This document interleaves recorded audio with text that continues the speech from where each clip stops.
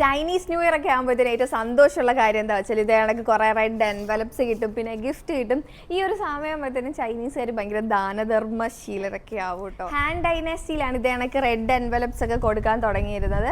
അത് ഈ ഈവിൾ സ്പിരിറ്റിനെയൊക്കെ ഓടിക്കാൻ വേണ്ടിയിട്ട് ഒരു കോയിൻ ആയിട്ടായിരുന്നു ആക്ച്വലി ആദ്യം കൊടുത്തു തുടങ്ങിയിരുന്നത്. അതായത് 220 BC കാലഘട്ടത്തിൽ. റെഡ് എൻവലപ്സിനെ റെഡ് പോക്കറ്റ് എന്നാണ് കേട്ടോ കോമൺലി പറയുന്നത്. പിന്നെ ചൈനീസിൽ ഇതിനെ ഹോങ് ബാവു എന്നും പറയാറുണ്ട്. അപ്പം എനിക്ക് കിട്ടിയത് ഞാൻ കാണിച്ചു തരാം.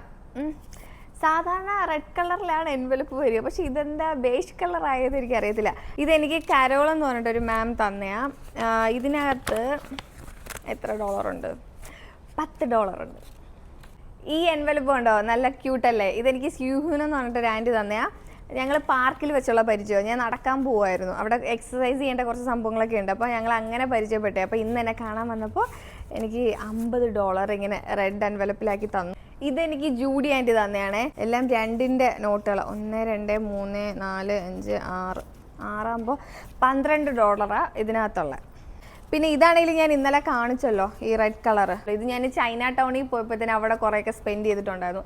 $20 ആയിരുന്നു കേട്ടോ ഇതിനകത്ത്. ഇപ്പോൾ ബാക്കി $4 ഉള്ളൂ. അപ്പോൾ ഇത് കണക്ക് 4 എൻവലപ്പാണ് എനിക്ക് കിട്ടിയത്.